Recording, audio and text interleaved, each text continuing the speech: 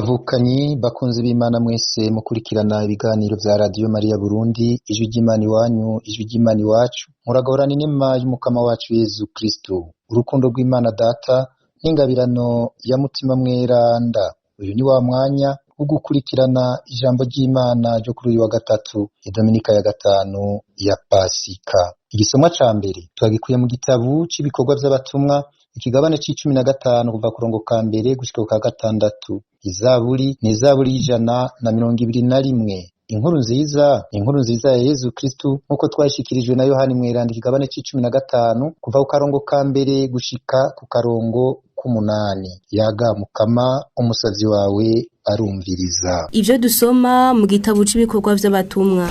Muri irya misi bamwe bo mu bari bamanutse i Antiokiya bava mu Buyudeha bahora babwira bene wabo bati, nimutagenyegwa nk'uko Musa yabitegereje ntimuzokira. Niko gushira kubiri bagahayiriza Paulo na Barnaba, bashinga rero ingingo ko Paulo na Barnaba na bamwe muri bo boduga i Yerusalemu ku batumwa n'abakurambere ngo babatature. Bo rero baherekejwe na Ekleziya baca muri Fenisiya na Samariya, bagenda barabiganira ingene abapagani bahindutse. Ivyo vyanezereje cane Ekleziya. Bashikiye Yerusalemu bahasanga Ekleziya n'abatumwa n'abakurambere babiganira ivy'Imana yari yabagiriye. Ariko bamwe mu bahora bakurikira abafarizayo barahaguruka bavuga yuko abapagani bategerezwa kugenyegwa no gukurikiza amabwirizwa ya Musa. Abatumwa n'abakurambere barakorana ngo bihweze neza ivyo bintu. Iryo ni ijambo ry'Umukama.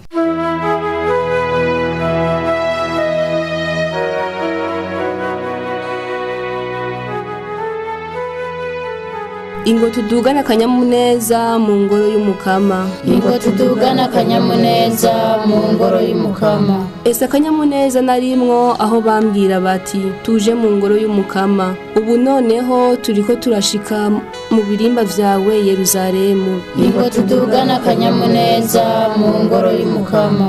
Yerusalemu yubakitse bwa gisagara gitereranijwe kidatagaguje, niho ibisata vy'Isirayeli biduga arivyo bisata vy'Umukama. Ingo tudugana akanyamuneza mu ngoro y'Umukama. Niho Isirayeli yashinzwe ibanga ryo gushemeza izina ry'Umukama, kuko ariho havyagiye ubutungane hakaba inzu ya Dawudi. Ingo tudugana akanyamuneza mu ngoro y'Umukama.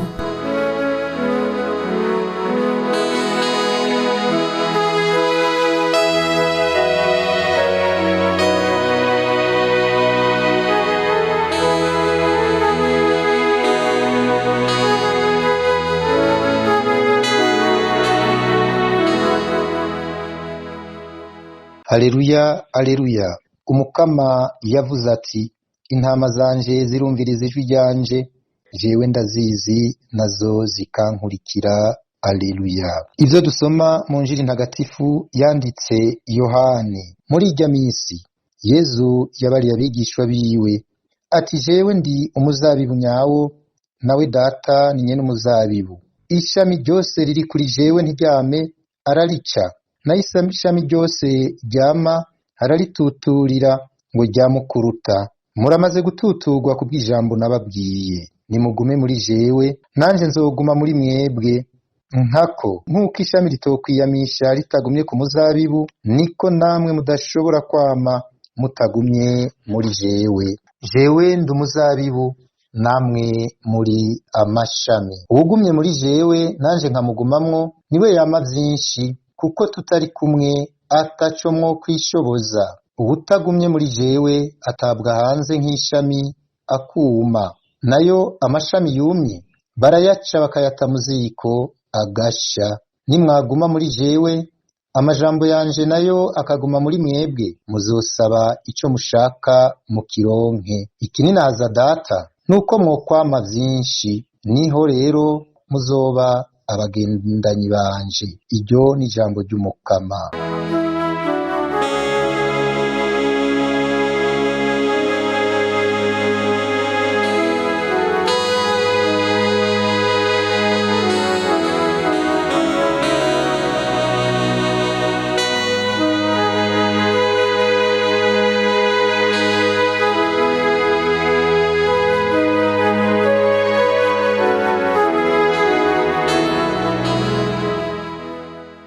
ikininahaza data nuko mwokwama vyinshi. Bavukanyi bakunzi b'Imana, turacari mu kanyamuneza n'ugweze vya Pasika. Kristo yarazutse. Ekleziya ntihengeshanya kutugaburira ku vyamwa vy'iyo ntsinzi ya Kristo. Twisunge intambuko zitatu mu kwinjira muri uyu muzirikano. Intambuko ya mbere, jewe ndi umuzabibu nyawo. Intambuko ya kabiri, ukuguma muri Kristo bisigura iki vy'ukuri. Intambuko ya gatatu, icamwa ininahazwa rya data. Ubwa mbere, jewe ndi umuzabibu nyawo. Mu nkuru nziza yo kuri uyu wa gatatu, Yezu akoresha ishusho isanzwe abantu bose bo muri Palestine bashobora gutegera. Umuzabibu. Ntagize ati ndi nk'umuzabibu ihibambewe. Agize ati ndi umuzabibu. Niwe muzabibu nyawo, ni isoko. Natwe turi amashami. Mbega ishami ritari ku muzabibu rivuze iki? Igiti cumye, urukwi rubereye gucanwa. Ishami riri ku giti ryoryo ryama ivyamwa, mbere na vyinshi. Yezu arabitomora neza. Tutari kumwe ntaco mwokwishoboza. Nimwaguma muri jewe, amajambo yanje nayo akaguma muri mwebwe, muzosaba ico mushaka mukironke. Ubwa kabiri, ukuguma muri Kristo bisigura iki vy'ukuri? Ukuguma muri Kristo si ukuja mu misa ku munsi w'umukama vyonyene. Ihibambewe nukureka ijambo ryiwe rikanyengetera ubuzima bwacu, rikabuhindura kuko ritugumamwo. Ni ugusenga no mu gihe caho nyene umuntu womenga nta kanyota bifitiye. Ni uguhitamwo ikigongwe mu gihe ishavu risa niririko riraturengera. Ni ukuba umusuku mu gihe turetse ijambo ry'Imana ngo riducire inzira. Data ni nyene umuzabibu aratutura. Ugututurwa ntikwama koroshe, hari igihe kubabaza. Nivyo bigeragezo tubamwo, ivyo twiyima, ibicumuro vyacu duhamagariwe kureka ngo data tuture. Ariko intumbero nyamukuru si y'ukutubabaza, n'ukutugirira neza ngo dushobore kwama ukuruta. Imana ntikeneye ingwizamurongo, ikeneye amashami meza kandi ariko ivyamwa. Ubwa gatatu, icamwa ininahazwa rya data.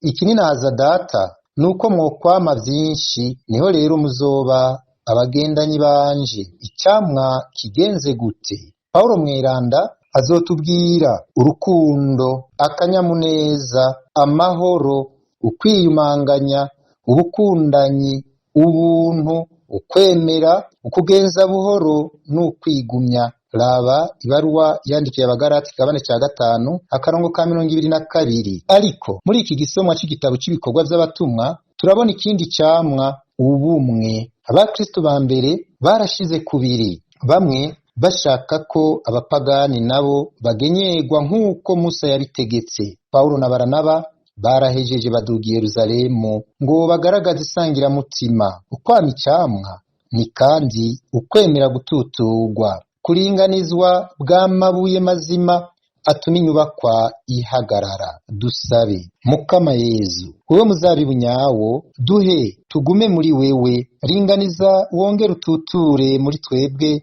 ivyapfuye, ivyo nyene bidutandukanya nawe, tuzuzemwo ubuzima bwawe, maze isi itubonemwo amashami yamye ivyamwa, ishobore kuninahaza data. Amen. Mwari kumwe na Patiri Elia Ntihabose wo muri diocese ya Ruyigi, arangurira ubutumwa muri paruwase Ana Mweranda yo mu Gitwenge. Ndabasigaranye umuhezagiro w'Imana.